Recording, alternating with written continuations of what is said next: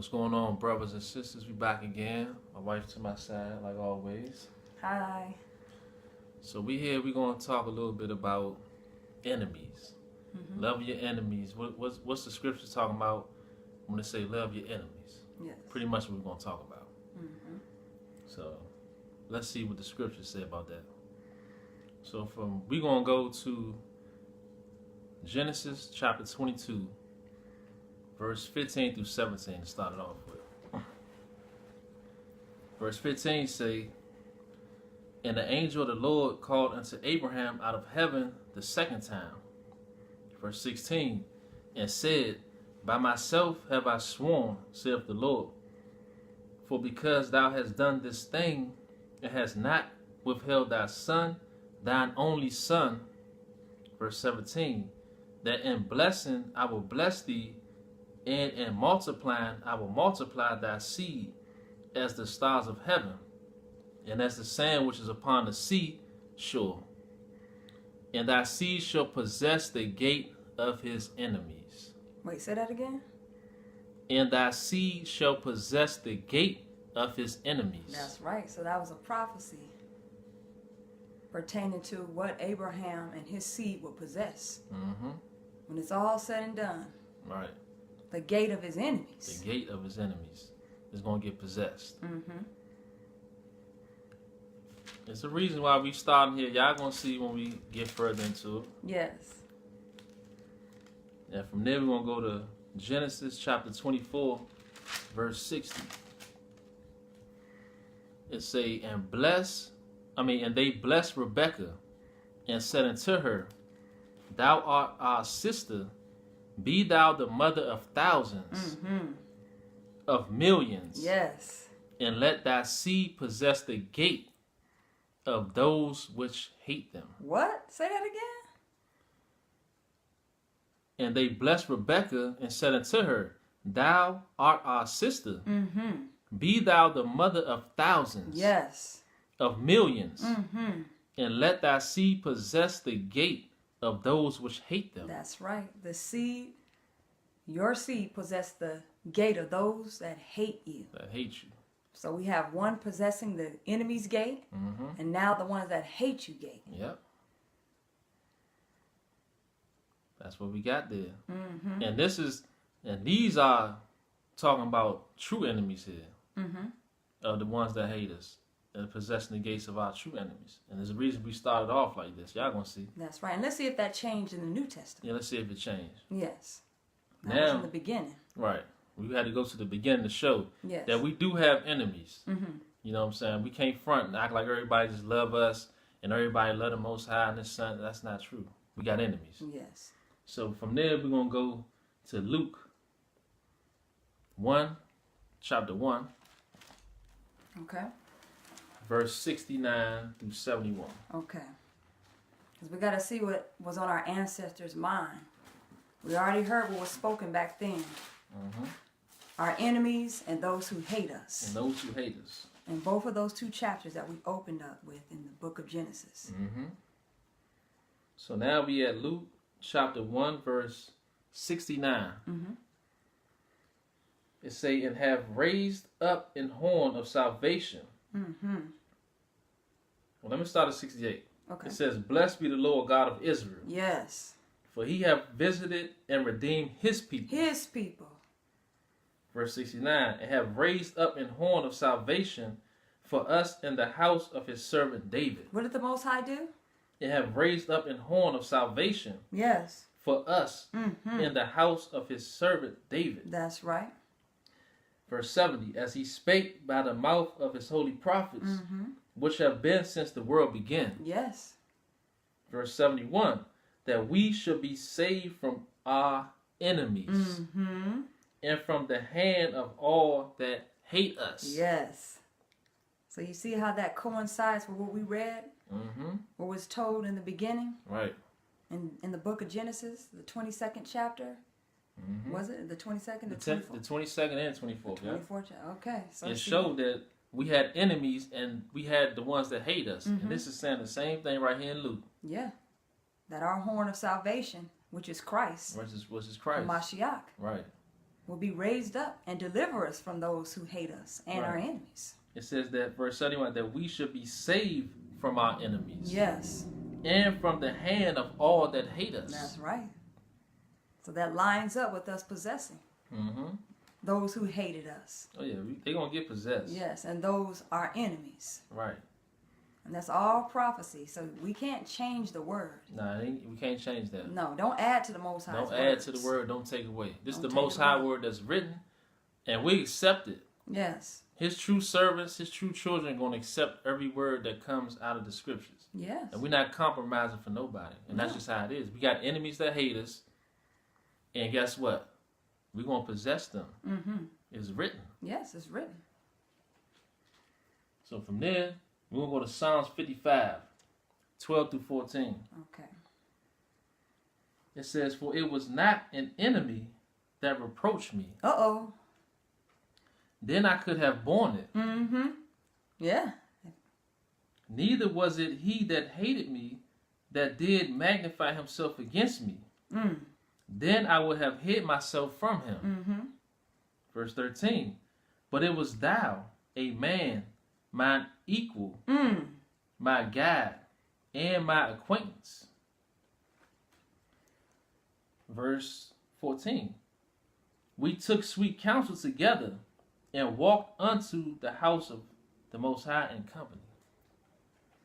So right here it's telling you, in verse 12 it said, for it was not an enemy that reproached me. So he let you know, it wasn't an enemy that did that. Yeah, not the other nations. Not the true enemy, not the other nations.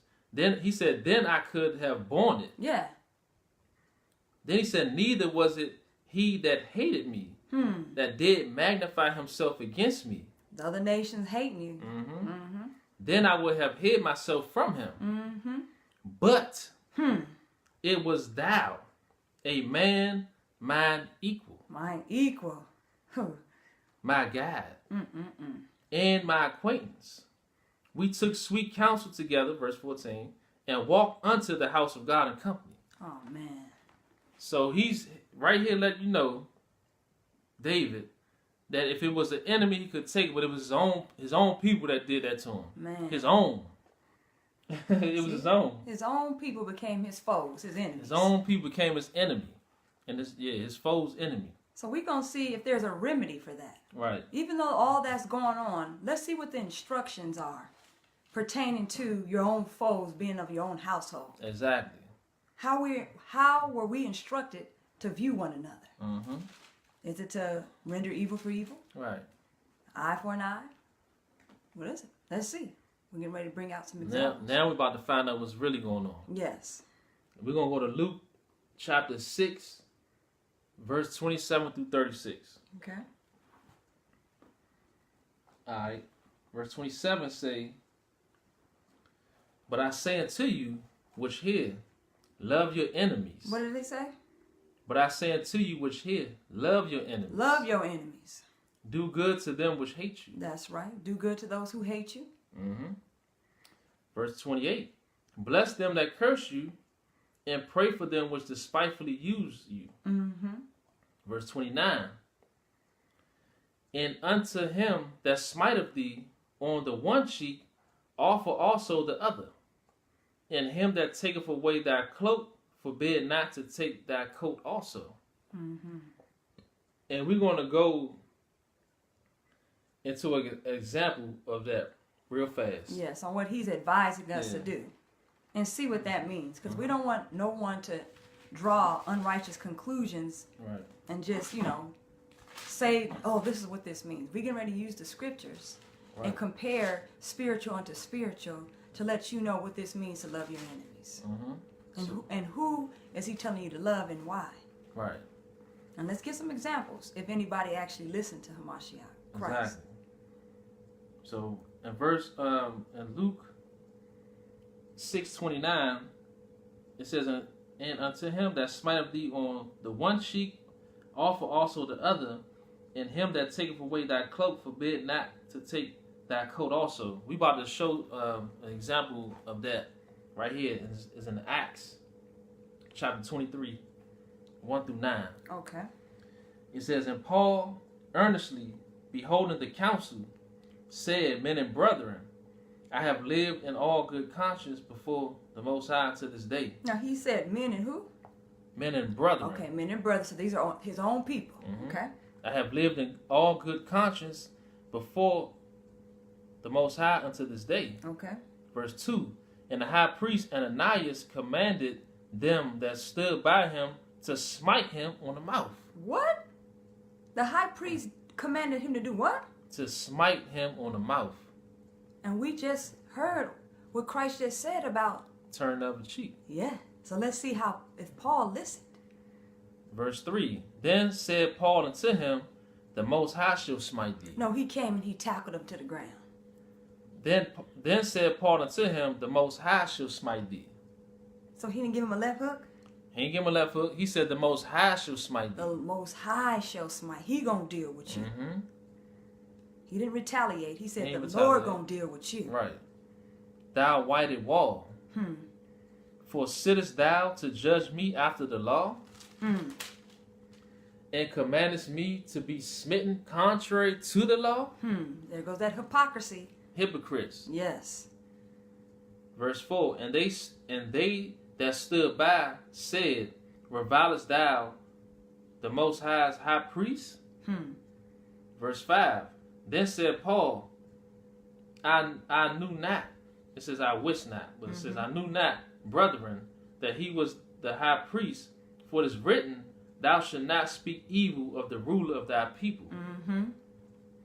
Verse 6. But when Paul perceived that the one part was Sadducees. That's right, because he's getting ready to turn the other cheek and use wisdom. And let's see how he's going to use this wisdom to turn the other cheek. So when he perceived what? And when Paul perceived that the one part was Sadducees and the other Pharisees, he cried out in the council, men and brethren, I am a Pharisee, the son of a Pharisee. Of the hope and resurrection of the dead, I am called in question. Verse 7. And when he had so said, there arose a dissension between the Pharisees and the Sadducees, and the multitude was divided. Verse 8. For the Sadducees say that there is no resurrection, neither angel nor spirit, but the Pharisees confess both. Verse 9. And there arose a great cry, and the scribes that were of the Pharisees' part arose and strove, saying, we find no evil in this man. So that's what's up. The Most High confounded that counsel for him. He didn't have to render evil for evil or railing for railing. No, he didn't. He just called out the wickedness of them hitting him. Right. It was like, why you do that to me? Exactly. But if a spirit or an angel have spoken to him, let us not fight against the Most High. That's right. So that was an example where it's talking about turn the other cheek. Because y'all gotta understand, it's just like, if something real simple and petty that goes on, it's saying turn the other cheek. We don't have to render evil for evil and attack and harm our people because something's slight. Yes. That's all that's saying. Now, if somebody's trying to harm you, of course you're going to defend yourself. But at the same time, we're not supposed to render evil for evil, man. That's right. That's all that, when it say turn the other cheek, that's all it's talking about. That's right. You're not going to take the law in your own hands. Don't take the law in your own hand. That's it. That's what that's saying. That's all. Okay, so that was verse 29. So that's how he diffused the situation. Because it could have went south. It could have. It could have. But Paul knew what was up because he understand what was written. Yes. And our people got to stop understand what's written too. Instead of just speaking, we gotta live it too. We can't just speak the word. We gotta live the word too. Yes. So that was Luke 6:29. We're gonna go back to. Now we're gonna go to Luke 6 verse 30. Okay. It says, "Give to every man that asketh of thee, and of him that taketh away thy goods ask them not again." Verse 31. It says, "And as ye would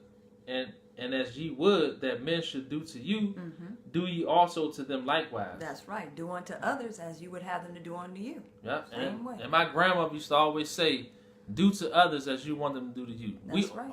Any of us that's Israelites, black people, we already heard that before. Yes, we have. We heard that saying, treat people how you want to be treated. Yes. You know what I'm saying? Mm-hmm. We heard that saying before. That's right. And they got that right here from the scriptures. That's where they got it from. What verse was that? That was verse 31. Okay, what chapter? Luke 6, 31. Okay. And as ye would that men should do to you, do ye also to them likewise. That's right. Verse 32. For if ye love them which love you, what thank have ye? For sinners also love those that love them. So he knew about those cliques forming. So he said, don't be like the ones who form cliques. Right. Because you're going to be the same as them. You're called to something higher. And that's called godliness. Exactly. Verse 33. And if ye do good to them which do good to you, what thank, and see here it says blessing when it says thank. Okay. What thank, blessing have ye? For sinners also do even the same. Verse 34. And if ye lend to them of whom ye hope to receive, what thank have ye? For sinners also lend to sinners to receive as much again. Yeah. Verse 35. But love ye your enemies. Yes. But love who? Ye your enemies. And do good. Yeah. And lend. That's right. Hoping for nothing again. And your reward shall be great. And ye shall be the children of the highest. Yes. For he is kind unto the unthankful and to the evil. Yeah. Verse 36. Be ye therefore merciful, as your Father also is merciful. Yeah. Now, we got to understand, we got people that's in our own family that's enemies and evil. So, when we come to this chapter, we can't be looking at heathens, man. We know we got enemies of our own people and our own family. Yeah. So, this is a household event that's going on here That's with Mashiach talking about Christ. He's talking about the house of Israel, That's our right. own people.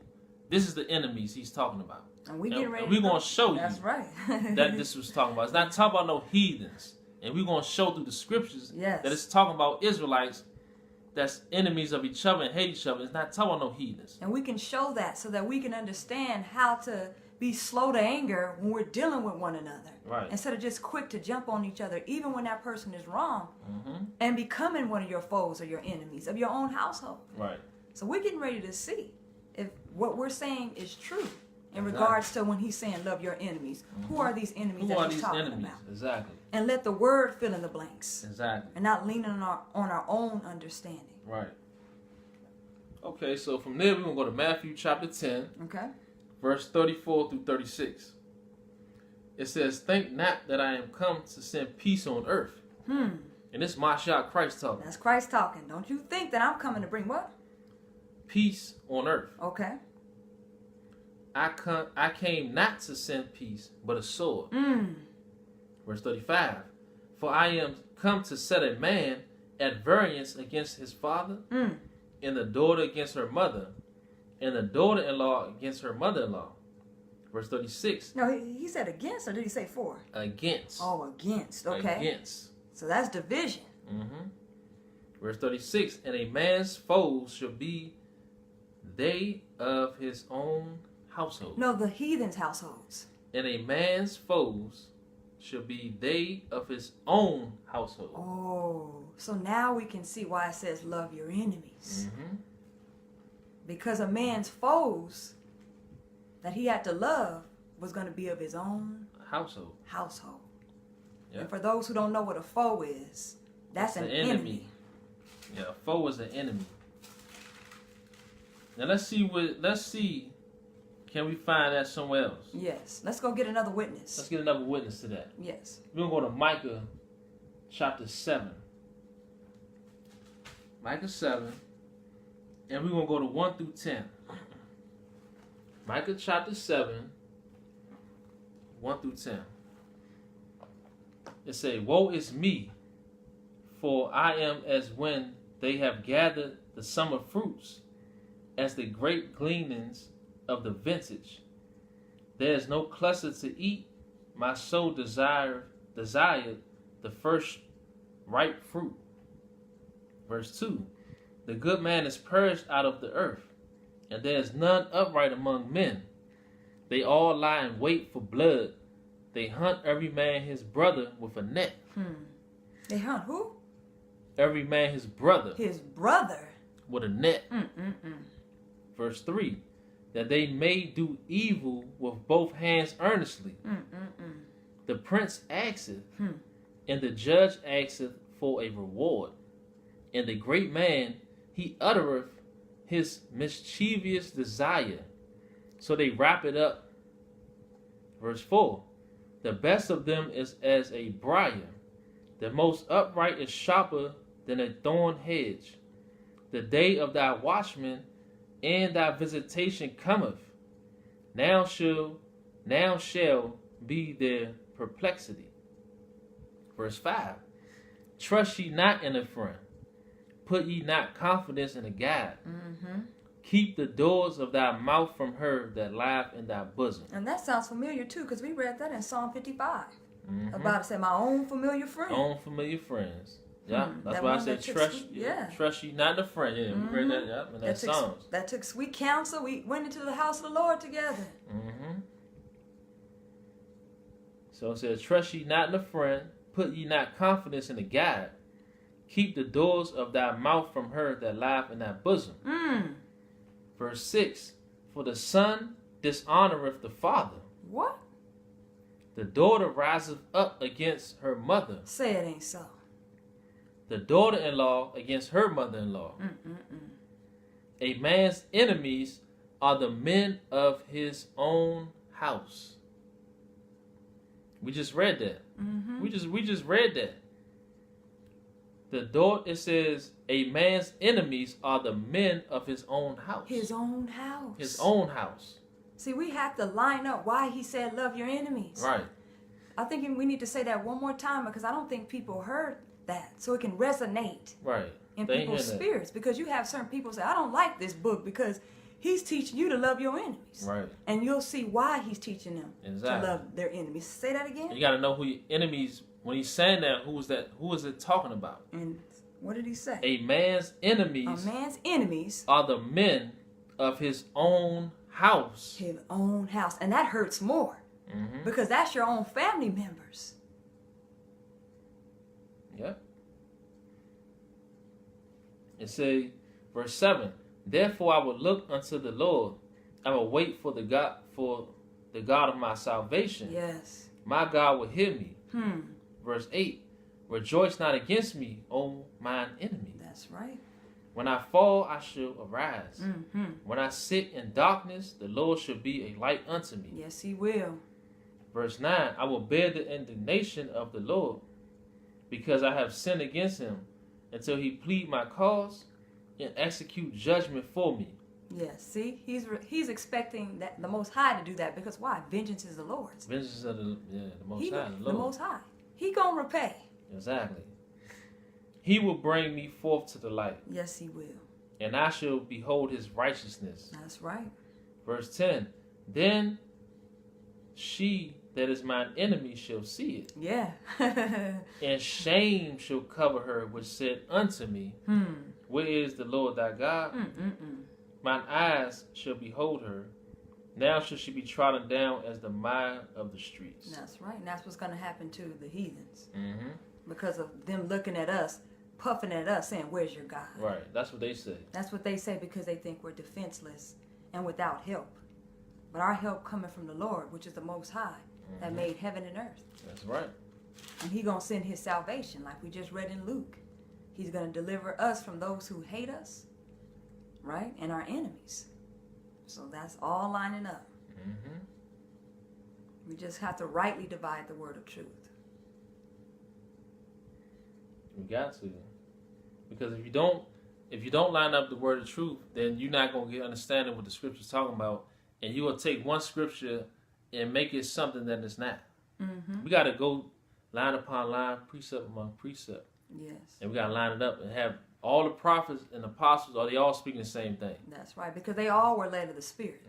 That same Holy Spirit that led them to understand is leading us to understand too. Exactly. So if the Holy Spirit is in you, he's going to lead you and guide you to all truth. That's right.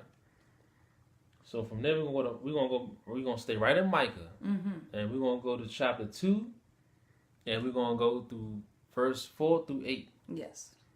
It says, "In that day shall one take up a parable against you, and lament with a doleful lamentation, and say, We be utterly spoiled. He have changed the portion of my people. How have he removed it from me? Turned away, he have divided our fields." Verse 5, "Therefore thou shalt have none that shall cast a cord by lot in the congregation of the Lord." Verse 6, "Prophesy ye not, say they to them that prophesy, they shall not prophesy to them, that they shall not take shame." Verse 7, "O thou that art named the house of Jacob." And you see that how I said they don't want to take shame. Mm-hmm. So there's something that lines up with that. When you get a chance, go to 1 John chapter 2, verse 19. And see what that means on why they didn't want to take shame and where they went. Go look at that. 1 John 2:19. Because they didn't want to take shame. Can you read that one more time? That's verse 6. Micah chapter 2, verse 6. Mm-hmm. "Prophesy ye not, say they to them that prophesy." See, they don't want the Most High's word coming out. "They shall not prophesy to them, that they shall not take shame." See that? They don't want to take correction. Verse 7, "O thou that art named the house of Jacob, Okay. is the spirit of the Lord straitened? Is it? Are these his doings? Is it? You better not give no credit to nobody else. Whose doings are these? Do not my words do good to him that walketh uprightly?" They do good to me. I can't Yes, speak indeed. for nobody else. Verse 8, "Even of late my people is risen up as an enemy." No, not his people. It was the heathens.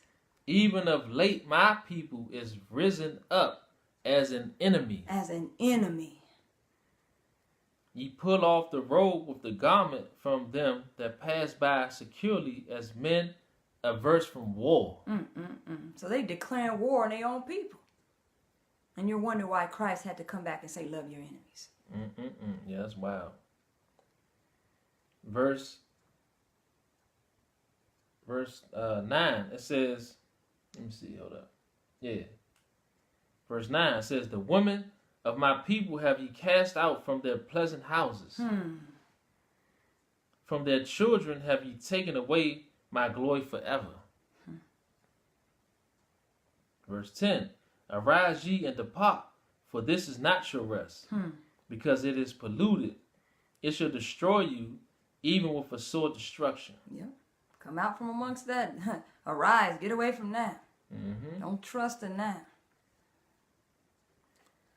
It's just wild that our people, man, for some reason we don't understand that when it comes to your enemies, what Christ was saying, Mashiach, we look at heathens instead of looking at our own people. And back then, if you read the scriptures, and to this day, we always was beefing with each other, and we was going at each other, man. We was enemies amongst each other. And we gonna break. And once we start talking more, you're gonna see why we saying this, because the scripture's gonna speak for itself. But I just had to say that real quick.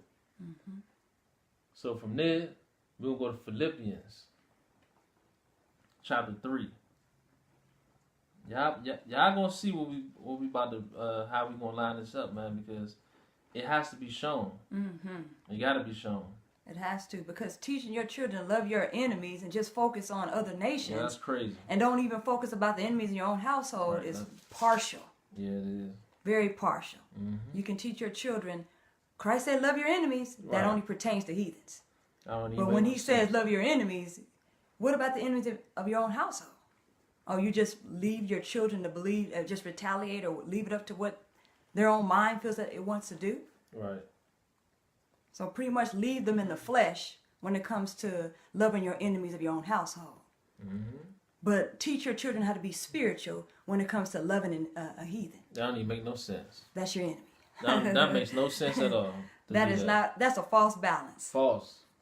And it's a straight lie too. It's a lie. And that's why we got to bring out the truth. Right. All right, we're going to go to Philippians chapter 3, and we're going to go to 17 through 20. It says, Brethren, be followers together of me, and mock them which walk so as ye have us for an example. Mm-hmm. So we got to, it said, mock them which walk so as ye have us for an example. So we got examples. Mm-hmm. And it says, mock them and walk like them. 18, for many walk, of whom I have told you often. Verse 18. Can you read that again? What, verse 18? The other verse. Yeah. 17. Yes. Brethren, be followers together of me, and mock them which walk so as ye have us for an example. Okay. Verse 18. For many walk, of whom I have told you often, and now tell you, even weeping, that they are the enemies of the cross of Mashiach Christ. Wait a minute. They're who? That they are the enemies of the cross of Christ. See that?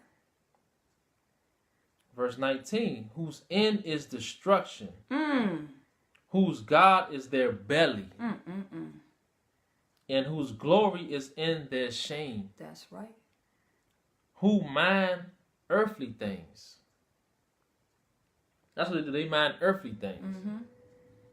Verse 20. For our conversation is in heaven. That's where it's at.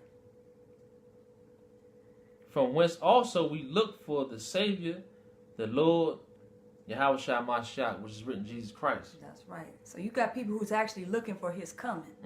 And when he comes, he's going to judge. Right. He's going to make war and righteousness. And he's going to settle all of this evil that's going on. So we have examples of those who did right. Exactly. And the ones who didn't do right. What did he say? It says, whose end is destruction. Verse 19. Whose God is their belly. And whose glory is in their shame, who mind earthly things. And see, I got to say this. A lot of times when we read the scriptures, you can't understand what it's talking about because your mind is on earthly things. And for some reason, when the scripture tell you about heathens or whatever it's saying, you getting caught up in what you think and you ain't worried about what's written.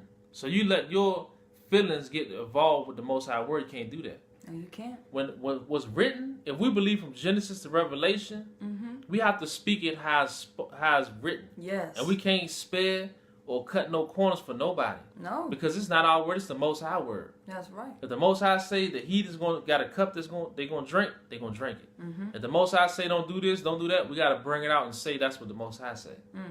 We cannot be playing no games when it comes to His word. Very well said. So we're gonna go to Matthew from there. Matthew 27. That's a good point because they'll mind earthly things, but they don't want to. They don't want to mind the Most High, who's in heaven, and His ways are higher and His thoughts are higher than ours. But yet they'll go to something that's way, way, way lower than the Most High, but they're all in obedience to that. They're all in obedience to that. But they can't be obedient to the one who made them. Exactly. That's wild to me. Very, very, very wild. So we're going to Matthew chapter 27, 17 through 26. Matthew 27, 17 through 26. It says, and they had then a notable prisoner called Barabbas. 17. Therefore, when they were gathered together, Pilate said unto them, whom will ye that I release unto you, Barabbas or Yahawashi? It says Jesus was written, which is called Christ. So he asked them, Barabbas or Yahawashi? So you want a murderer or you want a just man? A just man. Which is the Son of the Most High. Right. And let's see what they had to say. Verse 18. Now remember that he's asking them. This is their brother. His own people. Own people. And Pontius Pilate is a governor. He's asking them this question. Let's see. He's asking Israelites who they want, to get released. Yes. A murderer or a just man. Okay. Let's see what their judgment is. Verse 18. For he knew that for envy. What? He knew that for what? For envy. For envy. They had delivered him. They delivered their own brother up. For envy. For envy. He knew that. Mm-hmm. Verse 19. When he was set down on the judgment seat, his wife sent unto him, saying, have thou nothing to do with that just man? Yeah, you better stay away from that just man. Let's see why she's saying this. For I have suffered many things this day in a dream because of him. That's right. And when you mess with just people, you will suffer things. Mm-hmm. It will come back to you. Touch not mine anointed, do my prophets no harm. Right. Verse 20. But the chief priests and the elders persuaded the multitude that they should ask Barabbas and destroy Yahawashi, which is Jesus written. So they asked for a murderer over the Most High Son. And we just read that in Micah, where it's saying even my people are risen up as enemies. Right. They rise up like men averse from war. Exactly. So why are they declaring war on a righteous man? Mm-hmm. Verse 21. Even, I just have to say one Go more ahead. thing. Even though when he's for peace, they're for war. They're for war. Right. And guess what? This is our own people. Yes. This not the heathens doing. This is our own people. Mm-hmm. So we have enemies within each other. We Yes. can't be foolish and think that we do have natural enemies, which is Yes. the heathens, and we also have enemies of our own people, which we read. It says enemies of your own household. So we can't be blinded and act like we not enemies of each other. Mm-hmm. And you act like all of our people right now is just righteous. We love each other. And we don't have enemies in our own household. That's a lie. You know that we beef with each other. We got enemies in our own household. Mm-hmm. So when you come to that scripture that say love your enemies, why in the world you got heathens on your mind? Why you don't have your own brothers and sisters that you see that got the evil out towards each other and beefing? Why you can't look at them and say, man, that's talking about that's the enemies. Yes. But we're going to show more though. I'm just letting yes. you know. It's going to show more. Yes. We're going to get into more to let the scriptures talk. That's right. So, verse 20, it says, but the chief priests and the elders persuaded the multitude that they should ask Barabbas and destroy Yahawashi. And now they went to the multitude now. Mm-hmm. They went to the multitude. And wanted to get more people right. to hate their own people because they hated them. Right. They envied them. Mm-hmm. So they want to put that same hatred in other people and spoil them. Exactly. Verse 21, the governor answered and said unto them, whether of the twain will ye that I release unto you? They said Barabbas. What? The murderer. No, they did not. Not the chief priests. The murderer. Verse 22, Pilate saith unto them, what shall I do then with Yahawashi, which is written said Jesus, which is called Christ? Mm-hmm. They all say unto him, let him be crucified. See that? So they treating him like an enemy. Yeah, they are. They're not treating him like a friend or a brother. Nah, they look at him as an enemy. An enemy. Public enemy number one. Right. Verse 23. And the governor said, why? What evil have he done? Yeah, what'd he do wrong? But they cried out the more, saying, let him be crucified. They couldn't say what he did wrong, because that's that envy coming about him. Mm-hmm. Verse 24. When Pilate saw that he could prevail nothing, but that rather a tumult was made. Tumults being made between Hebrews and Hebrews. He took water and washed his hands before the multitude, saying, I am innocent of the blood of this just person. See ye to it. Verse 25. Then answered all the people and said, his blood be on us and on our children. And how wicked is that? What kind of heart is that? They said, then answered all the people and said, his blood be on us and our children. And we saying that from there, we saying that to this day. That type of hatred. That type of hatred An towards your evil own eye. people. Mm-hmm. Let the blood be on his blood be on us and on our children. And our children. And we got people that got that same spirit. Yes. As our brothers and sisters that was back then that said, let the blood be on us and our children. They got the same spirit to this day. That's why they look at our brothers and sisters the way they look at them. They do. And they take it far and beyond. Yeah, they do.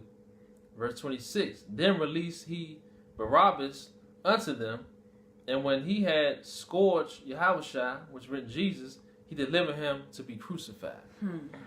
See that? So it just goes to show you the hatred that an Israelite would have for another Israelite. Right. And you're wondering why Christ had to come and say, love your enemies. And if after hearing that, and your mind is still thinking, love your enemies. About some heathens. About heathen people. Man, something wrong with you. Something wrong with you. You got to get yourself, you have to check yourself and really look and see what's really going on with your spirit, man. You do. You got to examine yourself to see if you're really in the faith. Yeah, because that's wild. That's crazy. Yes, we getting ready to bring out all these occurrences on why he said love your enemies. Right. Because that was crazy for them to say crucify a just man, but release a murderer. Now from there, we're going to go to Leviticus chapter 19, verse 17 and 18. Yeah, so we can see what the true commandment was. Right. That's supposed to be in our heart and our mind, our spirit. Exactly. It says, thou shalt not hate thy brother in thy heart. That's right. Thou shalt in any wise rebuke thy neighbor and not suffer sin upon him. And see, we already know Mashiach was without sin. Right. Verse 18. Thou shalt not avenge. That's right. Not, oh, my bad, nor bear any grudge against the children of thy people. But thou shalt love thy neighbor as thyself. I am the Lord. That's right. That's a command from the Most High. Yes, it is. It said we don't supposed to avenge or bear no grudge against the children of our people. That's right. And you can't say that was an old law. Nah. He's not telling us to love our enemies. He's telling us to love the other nations. Right. We can bear grudges. We can avenge ourselves. Do you think the Most High changed the righteousness of the law? On how to deal with one another? And look, we about to show an example of what we just read about not avenging or bearing a grudge against the children of our people. Yes. We have to show this. Thou shalt love thy neighbor as thyself. Yes. And we about to show an example of that right here. We have to. So that you can see this clearly and see out of obscurity and darkness and come into his marvelous light. Alright, here go to it's about to be shown. This is 1 Samuel chapter 18. We're going to start at verse 6. Okay. 6 through 9. Then we read 28 and 29. And hopefully y'all read the whole chapters for yourselves to get the whole understanding of it. Yes. But we just doing this to get to the point to what we trying to bring out. Yes. But read the whole chapter. Y'all can see all the warn and the hatred and how we was enemies of each other if y'all read the whole chapter. Yes. So we're going to read 1 Samuel 18, 6 right now. It says, and it came to pass as they came, when David was returned from the slaughter of the Philistine, that the women came out of all cities of Israel, singing and dancing to meet King Saul with tabrets, with joy, and with instruments of music. Yes. Aquila, she said, cousins. What's up with your cousin? Hi, Aquila. Verse 8, it says, now remember, it says, verse 7, and the women, no, my bad, let me go back up to verse 6. And it came to pass, as they came, when David was returned from the slaughter of the Philistine, that the women came out of all cities of Israel, singing and dancing. Yes, see, the women came out, we singing, we dancing, we praising the Most High to meet King Saul, and what else? With tabrets, with joy. Yes, with joy. And with instruments of music. Yes. Verse 7, and the women answered one another as they played and said, Saul hath slain his thousands. Saul slayed his thousands. And David his 10,000. David, he slew 10,000. And Saul was very wroth. Now, for some strange reason, Saul was pissed off and was wroth. And wrath is way beyond anger. Come on now, what you wroth for? Yes. And the saying displeased him. And he said, they have ascribed unto David 10,000. And to me, they have ascribed thousands. And what can he have more but the kingdom? And we just read in Leviticus about how you don't supposed to have that feeling towards your brother, man. Yeah, bearing a grudge. Right. This sounds like a grudge right here. Come on now. The women said this. Right. Come on, man. Man up. You're the king. Verse 9, it says, and Saul eyed David from that day and forth. He eyed him, so he had his eye on him. Right. Come on now. Because of that. And we're going to skip to verse 28 and 29. It says, and Saul saw and knew that the Lord was with David, and that Michal, Saul's daughter, loved him. Verse 29. And Saul was yet the more afraid of David, and Saul became David's enemy continually. No, not an enemy. And Saul became David's enemy continually. So there you go, right there. Example of an enemy of our peoples. It says Saul became his enemy continually. A continual enemy. This is not Esau or Moab or Ishmael or any of the other nations. Right. This is Saul. That's Saul. King Saul from the tribe of Benjamin, hating his own brother David from the tribe of Judah. Right. His enemy. That's crazy. And for what? So we're going to continue.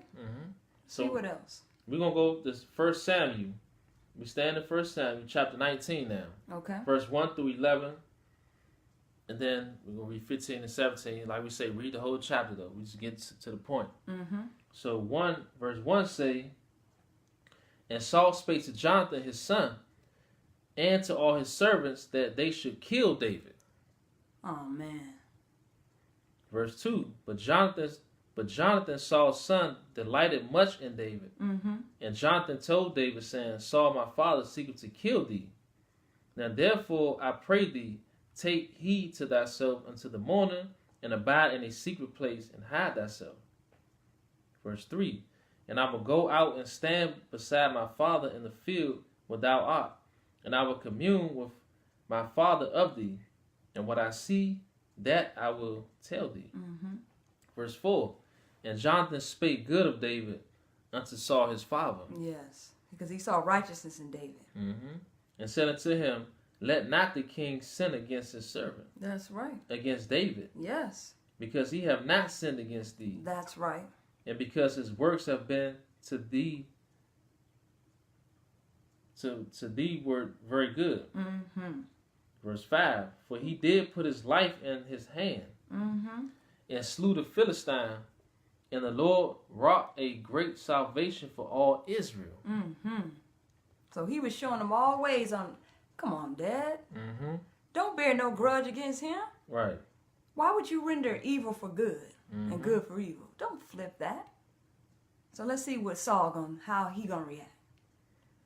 It says, Wherefore then wilt thou sin against innocent blood to slay David without a cause? And Saul hearkened unto the voice of Jonathan. Okay. And Saul sware, As the Lord liveth, he shall not be slain. Verse 7, And Jonathan called David, and Jonathan showed him all those things, and Jonathan brought David to Saul, and he was in his presence as in times past. Verse 8, And there was war again, and David went out and fought with the Philistines, and slew them with a great slaughter, and they fled from him. Verse 9, And the evil spirit from the Lord was upon Saul, as he sat in his house with his javelin in his hand. So even though he said, okay, I won't do nothing to him. Yeah, he already said I ain't gonna do nothing. Because he had a talk with him already with his son to, bring him back to his senses. Now an evil spirit is on him now. Right. It's back. It's back. That's what happens when you bear a grudge. It comes back. It's called the root of bitterness. Right. And David played with his hand. Verse 10, And Saul sought to smite David, even to the wall with the javelin. But he slipped away out of Saul's presence, and he smote the javelin into the wall, and David fled and escaped that night. Verse 11, Saul also sent messengers unto David's house to watch him, and to slay him in the morning. And Michal, David's wife, told him, saying, If thou save not thy life tonight, tomorrow thou shalt be slain. So we're going to jump to verse 15.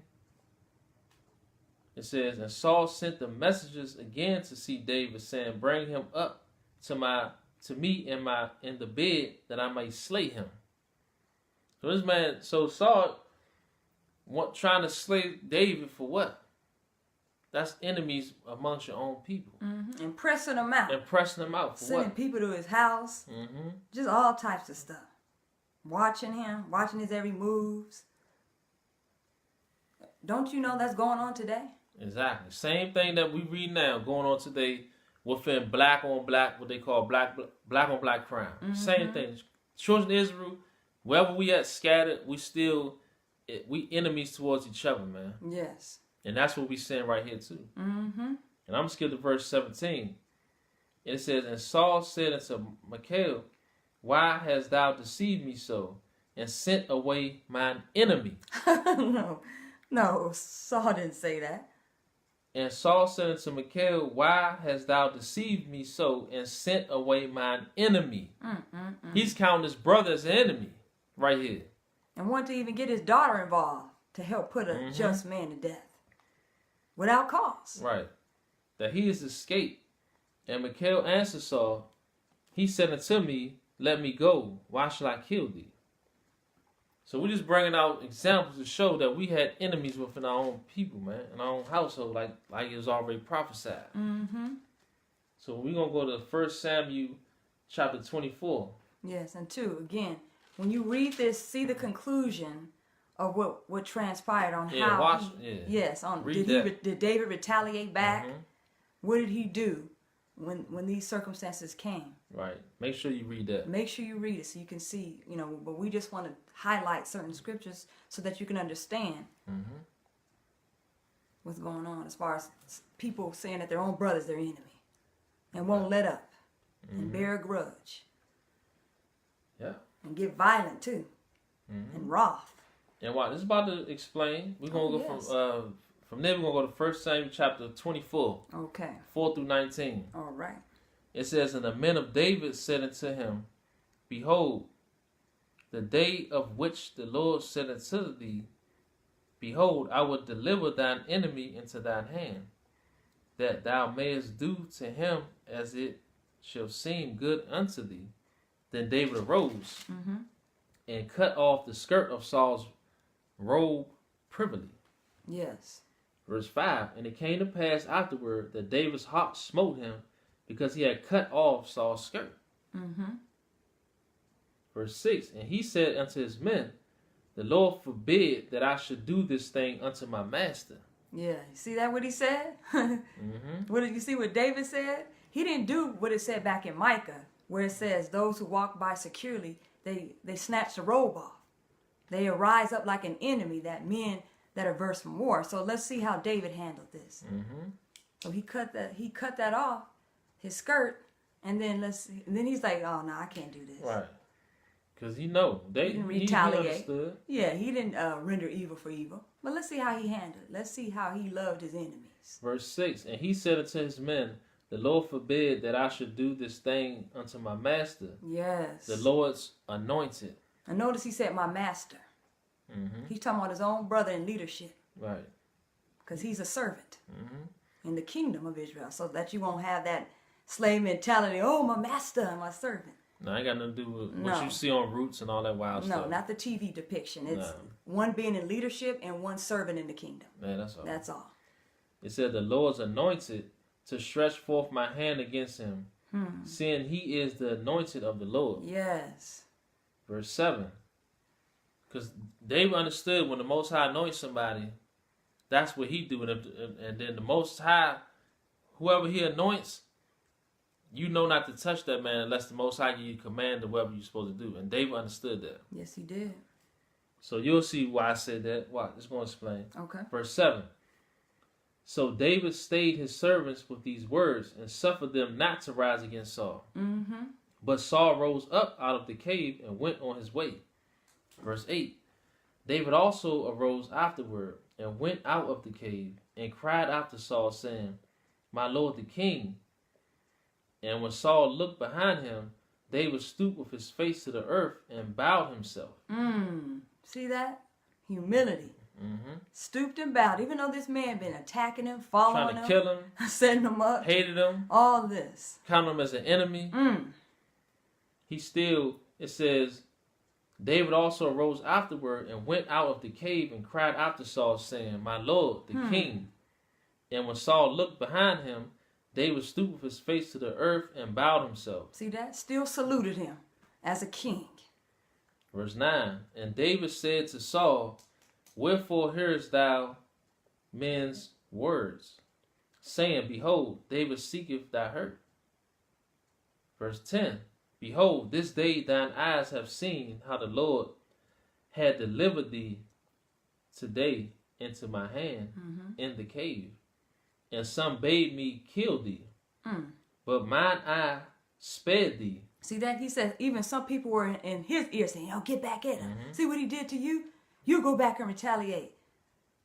Let's still see how he handled it. It says, and some bade me kill thee, but my eye spared thee. Yes. And I said, I would not put forth my hand against my Lord.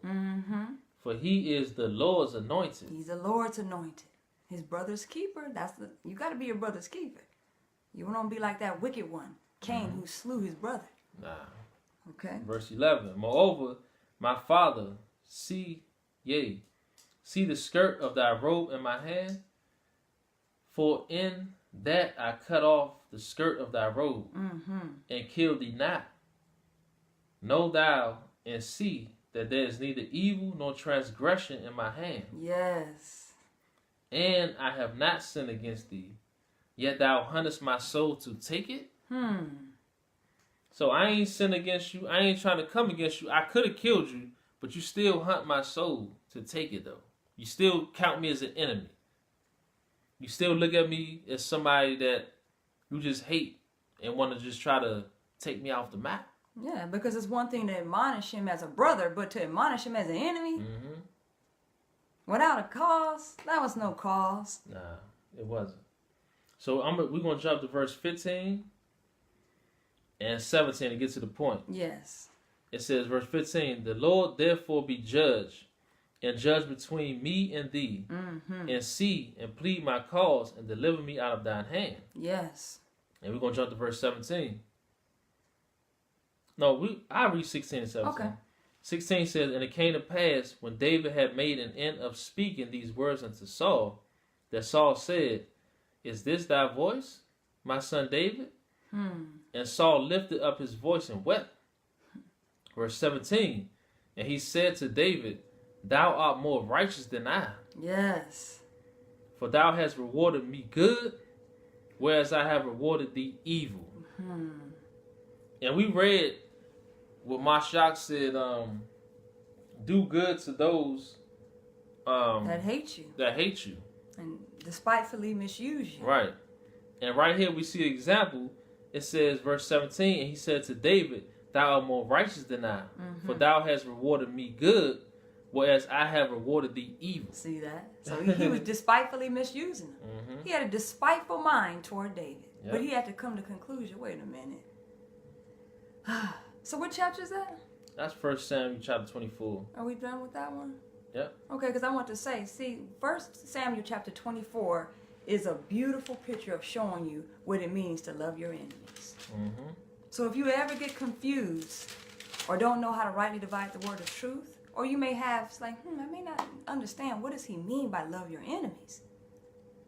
Go back to 1 Samuel chapter 24, from verse 1, all the way to the last verse. Yep. On how that all played out. Yeah, you'll understand what it means when it say love your enemies. Because all throughout Samuel chapter 1,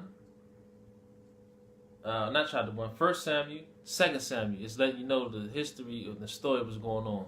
Yes. About that loving your enemy. Yes. And that's the righteousness aspect of it. Right. On why Christ could look back in the foreshadows to say, love your enemies. And that's a beautiful example of showing what it means to do good to those who, say all types of evil things and despiteful things against you and coming against you. Yep. That's do good to those who hate you and curse you. And you saw how Saul was coming at him. Right. Despiteful mind, cursing him with his mouth, trying to set him up for murder. So, love your enemies. Yeah, and we're about to show some more. 2 Samuel chapter 2. We're going to do 1 through 7. And then we're going to go to 26 and then 31, just to get to the point. But we always tell you, read the whole chapter to get the full understanding. So 2 Samuel chapter 2, verse 1 say, and it came to pass after this, that David inquired of the Lord, saying, shall I go up into any of the cities of Judah? And the Lord said unto him, go up. And David said, whither shall I go up? And he said, unto Hebron. Verse 2. So David went up thither, and his 2 wives also, Ahinoam, the Jezreelitess, Okay. and Abigail, All right. Nabal's wife, the Carmelite. Okay. Verse 3. And his men that were with him did David bring up, every man with his household, and they dwelt in the cities of Hebron. Verse 4.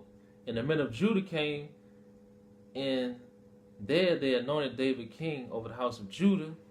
And they told David, saying that the men of Jabesh Gilead were they that buried Saul. Verse 5. And David sent messages unto the men of Jabesh Gilead, and said unto them, blessed be ye of the Lord, that ye have shewed this kindness unto your Lord, even unto Saul, and have buried him. Mm-hmm.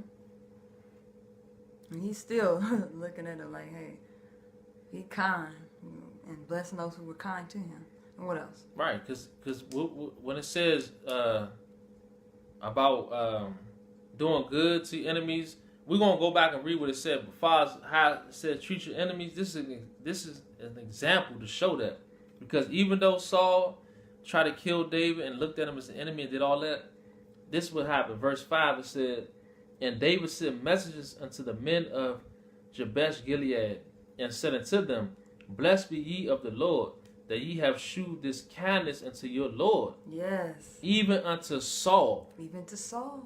And have buried him. Mm-hmm. So he showed kindness to his enemy.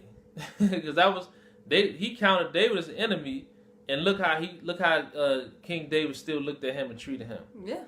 So what Mashiach was saying about love your enemies, we just bring out examples of what it's talking about. Yes. In verse 6, it says, and now the Lord shew kindness and truth unto you. Mm-hmm. And I also will requite you this kindness, yes, because ye have done this thing. Mm-hmm. Verse 7, therefore now let your hands be strengthened, and be ye valiant, for your master Saul is dead, and also the house of Judah have anointed me king over them. Now we're going to skip to verse 26, and then we're going to do verse 31. It says, then Abner called to Joab and said, shall the sword devour forever? Knowest thou not that it will be bitterness in the latter end? How long should it be then, ere thou bid the people return from following their brethren? So Abner want to know if this beefing. He want to know how long should it be, Mm-hmm. because it was so much division with the two houses, Mm-hmm. beefing going on, Animosity, and it was just so much going on. He wanted to know how long. Mm-hmm. He said, knowest thou not that it will be bitterness in the latter end? How long should it be then, ere thou bid the people return from following their brethren? He just want to know how long is this going to be, man. Because it was a lot of division and a lot of hatred towards our people going back and forth as far as the two houses, man, of Israel, amongst our people. Mm-hmm. And then we're going to read verse 31. It says, but the servants of David had smitten of Benjamin and of Abner's men, so that 360 men died. So it was a lot of hatred, man, and beef going on. So when we see love your enemies, we see the children of Israel. Mm-hmm. We don't see heathens. Yeah, because when you're in your own household and your own environment, why would you want your own people to be killing one another? Why? And coming against each other. Right. And hating each other. Murdering each other. Robbing Mm-hmm. from one another. Setting each other up. That was a lot of that going on. Right. during those times. So by the time Christ comes on the scene, and he is the leader or the head over the church, over his house. Right. You know he's going to come in and get that house in order. Mm-hmm. So now you can see why he's telling us to love our enemies. Right. Because there was so much division. A whole lot. A lot of division. And he had to teach them that. Because everybody didn't have that type of heart that David had. No, they didn't. Like he had for King Saul. Right. He could have easily turned bitter against Saul. Mm-hmm. And name all this stuff that he did to him. But he didn't do that. Because he already knew. He had that spirit in him to understand what was going on. Because he wanted to do what's pleasing to the Most High. That's right. And he understood what was up. Yes. And when you're a man after the Most High's own heart, you gonna know. You're going to know how to handle situations. Yep. Without bearing a grudge and loving your neighbor as yourself. Mm-hmm. So from there, we're going to go to 2 Samuel chapter 19, verse 41 through 43. This is another little example right here. Okay. It says, verse 41, and behold, all the men of Israel came to the king and said unto the king, why have our brethren, the men of Judah, stolen thee away, and have brought the king and his household and all David's men with him over Jordan? And once you read that whole chapter, y'all, to get up to understand what it's talking about. Verse 42, and all the men of Judah answered the men of Israel, because the king is near of kin to us. Wherefore then be ye angry for this matter? Have we eaten at all of the king's cost? Or have he given us any gift? Verse 43, and the men of Israel answered the men of Judah and said, we have 10 parts in the king, and we have also more right in David than ye. Why then did ye despise us, that our advice should not be first had in bringing back our king? And the words of the men of Judah were fiercer than the words of the men of Israel.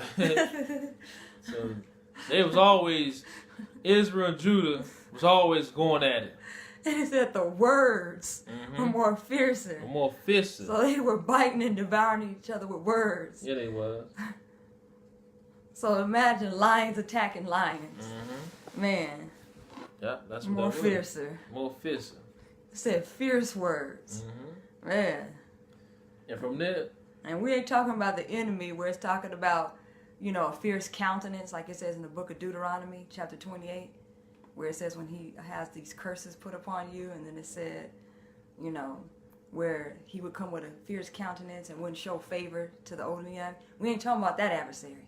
We talking about our own people. You know, from our own people. With fierce words. Yes.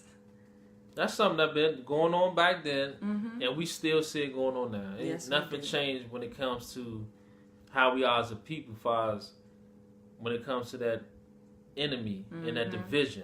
It's still here. Still here. Backbiting and all that other stuff. Yep.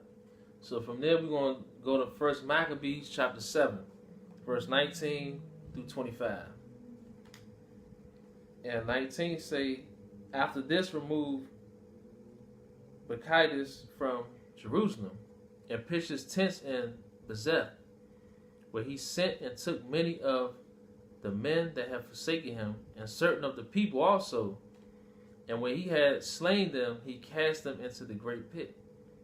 Now y'all read this too when y'all get a chance, the whole chapter, to see what's up. Verse 20, then committed he the country to alchemists, and left with him a power to aid him. So Bacchides went to the king, verse 21, but alchemists contended for the high priesthood. So he want that chief seat. What don't we see that today? How people are arguing over positions and power, exactly, and will do anything for that position.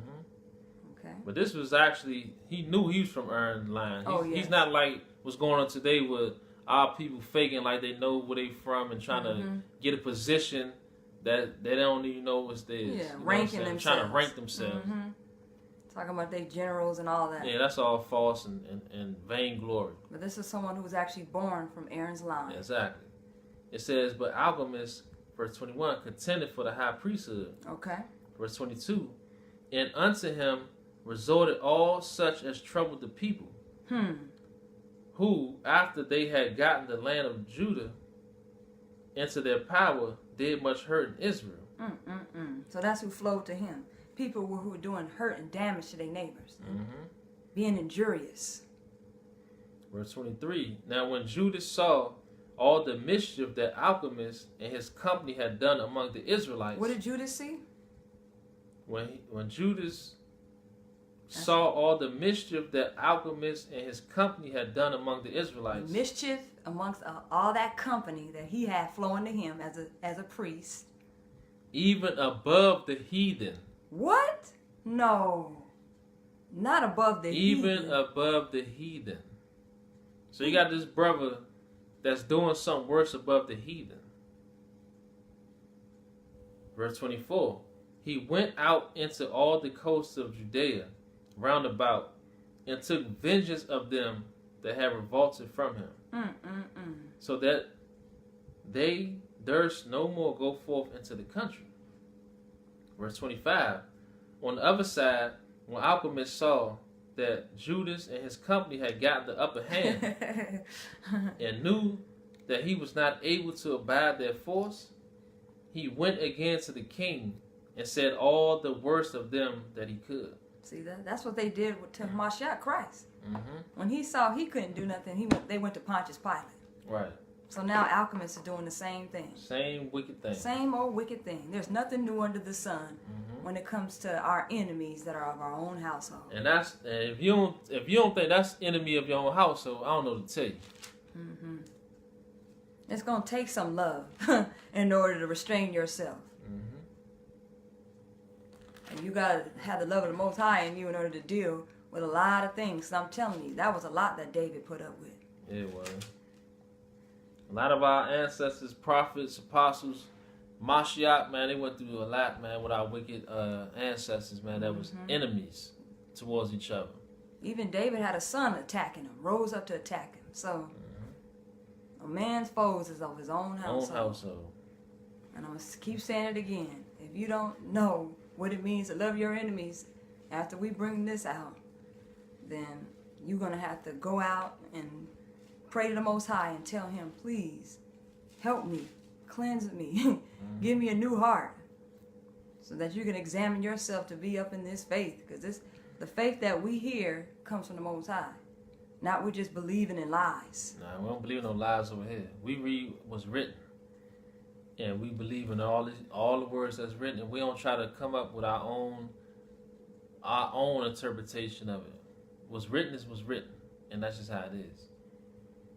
So we're going to go from there. We're going to Matthew chapter 5, verse 44 through 48. Okay. And verse 44 say, but I say unto you, love your enemies, bless them that curse you, do good to them that hate you, and pray for them which despitefully use you and persecute you. And we just read that, but I'm going to give y'all a refreshing of your memory.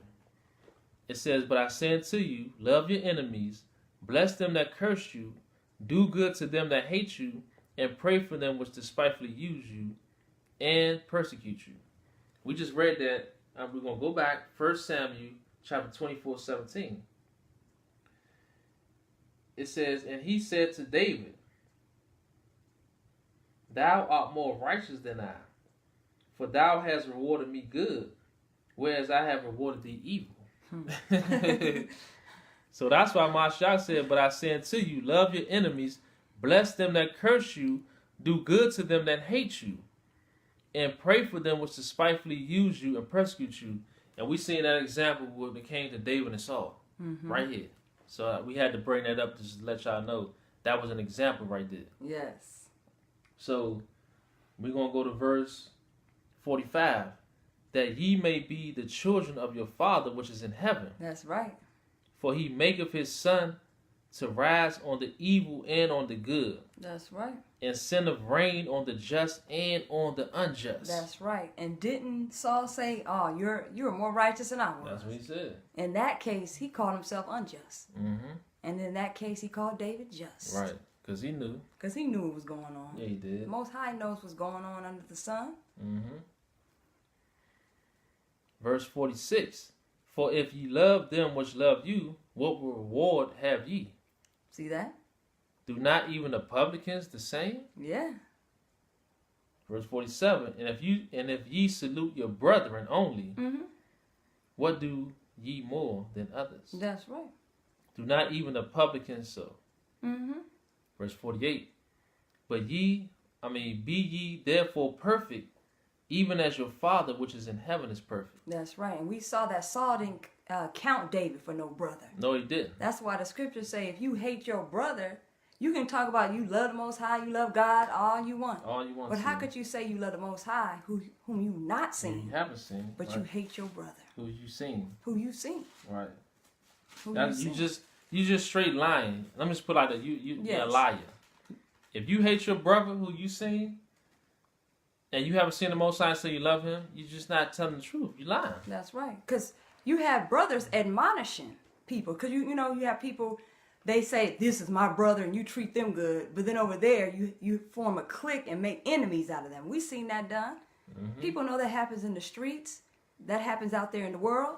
You know that happens. Yep. You count only people who's in your clique, your brothers, or your family. But anybody else like that, you count them as an enemy. You admonish them as enemies. You treat them like enemies.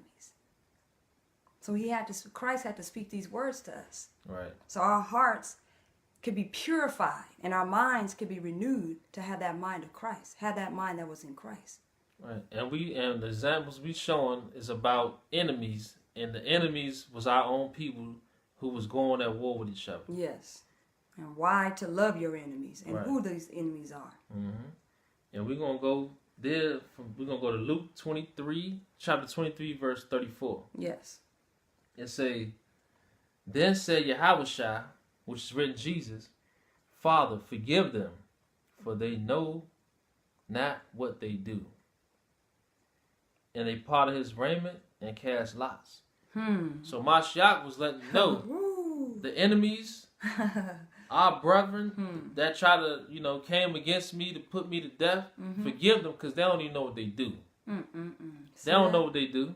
So that's why Mashiach, he told us that, and he even brought the example out. Yeah. Because he said, love your enemies. Yes, he and what did. he do? He said, Father, forgive them, for they know not what they do. And didn't they rise up as enemies to come against him? Yeah, they did. Yeah, they did. And he told our Heavenly Father, which is his Father, forgive them, for they know not what they do. That's what he said. That's loving your enemies. Yes, it is. who was actually, how many of our people could sit there and say that? How many of our people would love their own brothers and sisters when they did something wrong to them? You count your own brother and sister as an enemy. Yeah, you do. When they do something wrong to you, you got the evil eye towards them. You want to harm them. You got grudges. You got a grudge. You can't let it go. You got hatred. Yeah. Yeah. So this is talking about our people. Yes. Not no heathens, man. No. So there's another example, another good example to show how to love your enemies. He told the Father, forgive them. Who was them? Murderers. Right. That tried to set him up and set him up. That did set him up. And when I say try, because it says he laid his life down, he gonna take it again. Oh yeah, I already know that commandment he got from his Father. But I'm just saying, that was the foreknowledge of the Most High for that to happen. But at the same time, even in the midst of all of that evil, he still found it in his heart to say, forgive them, for they know not what they do. Yeah. They don't know what they're doing. Forgive them. Yeah. And from there, we're going to give another example. Go to Acts 7, 54 through 60. Yes. It say, when they heard these things, they were cut to the heart, and they gnashed on him with their teeth. Now, this talking about our brother Stephen right here. Yes. So y'all can read this. Anybody familiar? It's talking about the brother Stephen. And it's a good chapter to go to give you the history of Abraham all the way to the present day then. So yeah, you might want to go back there and look at that. It's beautiful history that Stephen tells them. Yeah. So it says, when they heard these things, they were cut to the heart, and they gnashed on him with their teeth.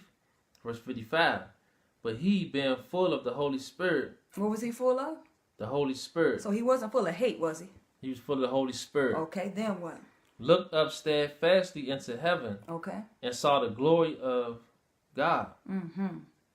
So he saw the glory of the Most High and Yahawashi standing on the right hand of the Most High. Yes. Verse 56. And said, Behold, I see the heavens open, and the Son of Man standing on the right hand of the Most High. Beautiful vision. Verse 57. Then they cried out with a loud voice and stopped their ears and ran upon him with one accord. Verse 58. See, they didn't want to hear about the Son of Man. So they stopped their ears. And they ran upon him upon one accord. Let's see what they did. Let's see if they were loving Stephen, their brother. Let's see what happened. Was this a brother-friend situation or marking somebody as an enemy? Let's see. And cast him out of the city and stoned him. And the witnesses laid down their clothes at a young man's feet, whose name was Saul. Verse 59. And they stoned Stephen, calling upon God and saying, Lord, Yahawashi, says Jesus, receive my spirit. And he kneeled down and cried with a loud voice, Lord, lay not this sin to their charge. Wait, what did he say? So even though they did all this wickedness to him, he said with a loud voice, Lord, lay not this sin to their charge. And when he had said this, he fell asleep. So even to the end, he still said, don't lay this sin to their charge. And we just read what Mashiach Christ said, forgive them, Father, for they know not what they do. So it's just, man, it's a lot of, hey, when you really understand what's going on and know how to love your enemies, it's talking about our people. You're going to understand what it means. It's not talking about if somebody trying to harm you, you just sit there and let them harm you. No, it's talking about your enemies of your own people. If they just do something to you, okay, let it slide. Don't take no vengeance on them. Don't hold no grudges. That's what it's really talking about. And it says Saul was there too. So that's Paul. He was there. So that's when he didn't understand what it meant to love your enemies. Right. He didn't understand that. Nah. That's why he called himself the least of the apostles and not worthy to be called an apostle. Right. So he had to understand what it meant to love your enemies too. And then that same hatred turned on him as well once he started walking with Christ. Yeah. Because he got the understanding. He got the understanding. Oh, Gary gave the thumbs up. That's what's up, brother. Yes. So we about to go to Isaiah 9:21. It say Manasseh, Ephraim, and Manasseh, and they together should be against Judah. For all this his anger is not turned away, but his hand is stretched out still. So did you hear that? So this is internal fighting amongst Israelites on Israelites. Yep. Hebrews on Hebrews. That's what it is. It said Manasseh, Ephraim, Manasseh on Judah. On Judah. That's all within the children of Israel. All within the house of the children of Israel. And we're going to give you another one. Isaiah 11:13. This is the last one. Then we're going to close with 3 scriptures. Yes. This is Isaiah 11:13. It say, the envy also of Ephraim shall depart. Yes. So this is a good prophecy because even with all that, what did he say was going to depart? The envy also of Ephraim shall depart. The envy of Ephraim is going to depart. And the adversaries of Judah shall be cut off. That's right. Ephraim shall not envy Judah. Yes. Ephraim's not going to envy Judah. And Judah shall not vex Ephraim. That's right. And this is going to happen in the latter times when we get restored back.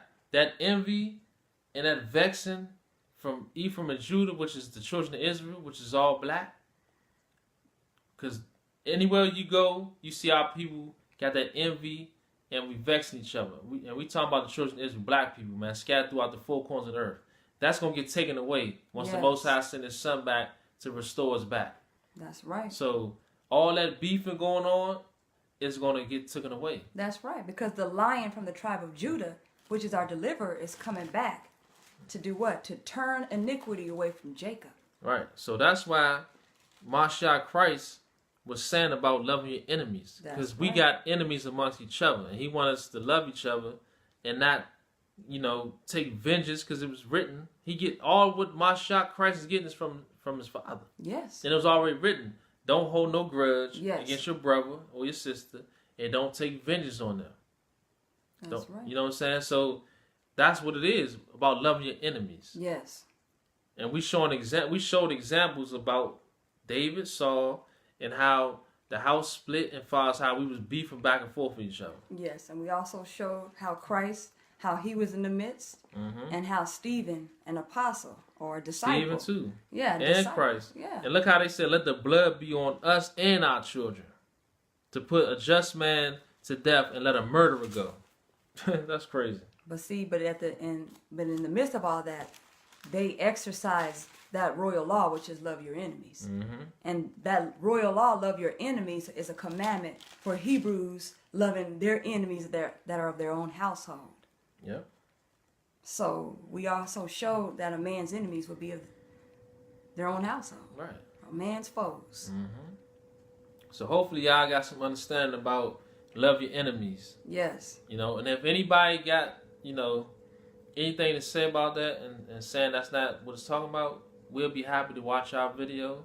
Post a video to show if you think that enemy is talking about heathens, please show a video and we'll watch it and we'll look to see what you're saying. But we letting it be known the enemies are talking about Israelites, not heathens.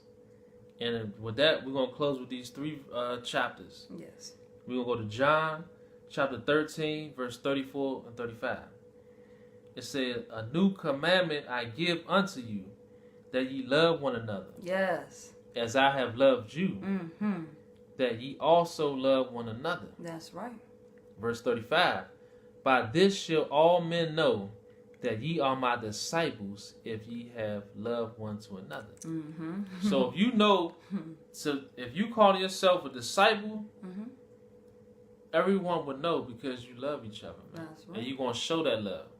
If you ain't showing that love for each other, you a false disciple. You ain't no true disciple. Yeah, you're not following Christ. You're faking. And don't call him Lord. Why call him Lord, Lord? And you're not doing nothing he's telling you to do. He told you to love one another. And that's how I'm going to know. That's how everybody's going to know that you're my disciples. Right. When you do what I tell you to do. And that's love one another. Exactly.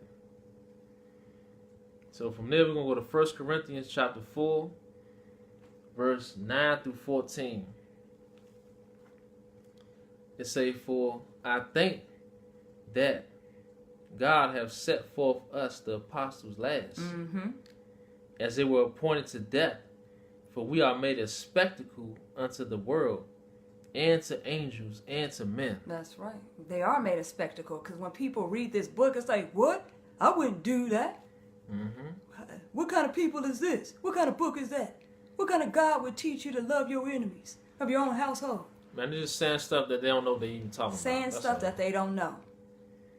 Verse 10, we are fools for Christ's sake, but ye are wise in Christ. We are weak, but ye are strong. Ye are honorable, but we are despised. Verse 11, even unto this present hour we both hunger and thirst, and are naked, and are buffeted, and have no certain dwelling place. Verse 12, and labor, working with our own hands, being reviled. We bless. See that? Even though they're being reviled, they bless. Being persecuted, we suffer. See that? They take it patiently for righteousness' sake. They're suffering for Christ's name. Verse 13, being defamed, we entreat. See that? And even though they're being defamed, they're still entreating you as a brother, not an enemy. We are made, and see right here, got a T, it said pray for when it says entreat.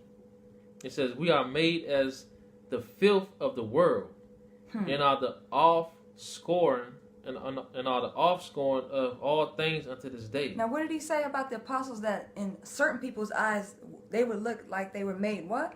We entreat. We are made as the filth of the world. And how many people have went into the gospel from Matthew, Mark, Luke, and John, all the way to the Acts of the Apostles, all the way to the book of Jude, because you're not going to touch Revelation, and say, look at that. That's filth. Who lives by standards and principles like that? So he said we're made filth. So in certain people's eyes, you're looking at that as that's not righteous. I would go bear a grudge. I wish I would, and try to, get all big and bold and bad and do all types of stuff against your brother or your sister and your people. So he's breaking down what in other people's eyesight, the righteousness that he's given us as a people to love one another as he loved us. If you do that, then you're my disciples. And so he's breaking this down. And I have to share this because people are looking at people who actually are loving their brothers as themselves. You know, that's your neighbor. You love your neighbor as yourself. And they're not doing that. And that's a righteous commandment.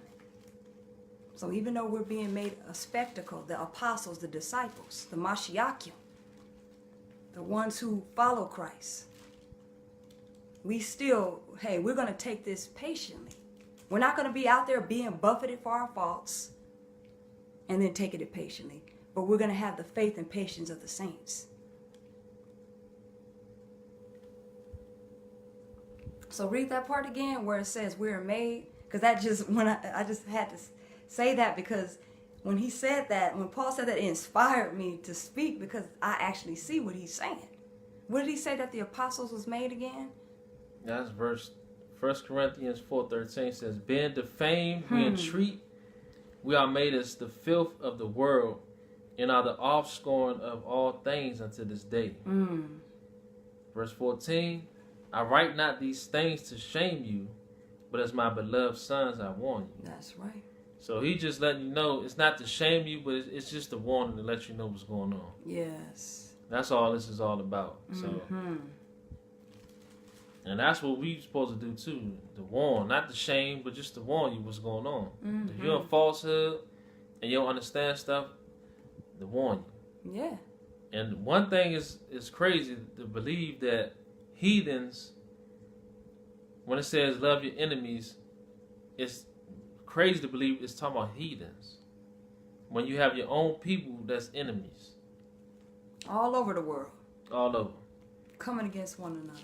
Yeah. So from there, this is the last chapter we're gonna read, and that's it. 2 Thessalonians chapter 3, 14 and 15. It says, and if any man obey not our word by this epistle, note that man. Yes. And have no company with him, that he may be ashamed. That's right. If you ain't trying to hear this, hey, it says, and if any man obey not our word by this epistle, note that man, and have no company with him, that he may be ashamed. Verse 15, yet count him not as an enemy. What did he say? Yet count him not as an enemy, but admonish him as a brother. But admonish him. You still got to admonish him. We weren't supposed to count our people as an enemy, but admonish him as a brother. That's how we're supposed to do it. We're supposed to warn you and count you as a brother, not an enemy. And that's the whole thing what we was bringing out with this lesson about loving your enemies, man. Our people, we got to love each other. We got too much hatred, holding too many grudges, man, and trying to get vengeance on our own people when we don't have to do that. Love your enemies, which is your own people. That's right. And what about that evil eye, too? Because remember it said Saul eyed David. Yeah. Because I know you talk to me about this, you know, when the cameras ain't rolling, you always tell me about that evil eye that certain of our brothers have. They still got that evil eye in Deuteronomy. They haven't learned how to get rid of that evil eye. And our people still got that to this day, and our people got to understand, when it say love your enemies, it's talking about your own people, man.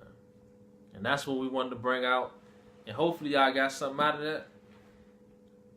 And if you didn't, I don't know what to tell you, but loving your enemies is talking about your own people. We got to get back to loving each other, man, and stop counting each other as an enemy for every little thing we do. And that's all I got to say with that. And hopefully y'all got some understanding with this, man. Yeah. So with that, you got something to say? I just want to say that, hey, keep the faith. When stuff comes up in the midst, just, you know, use the wisdom of the Most High on the examples that we use. And that's how you handle your brethren. You'll be good in the Most High's book. You'll earn your right and your place in the Lamb's Book of Life when it's all said and done, because you're showing the Most High that you want to be a disciple of His Holy One, which is His Son. And we're going to meet Him one day. And when he appears, that gathering is going to be so great. So don't miss out on it because you had hatred and then it turned and made you a murderer. Right. So repent, ask the Most High to create in you a new heart and a new mind. And I just want to say I love you much with unfeigned love. Love you much. Anything you have to say, Lord? No, that's it. I just want everybody to hopefully understand what it was about, and that's it. So, y'all brothers and sisters, be cool, man. Till the next time, peace. Y'all take it easy.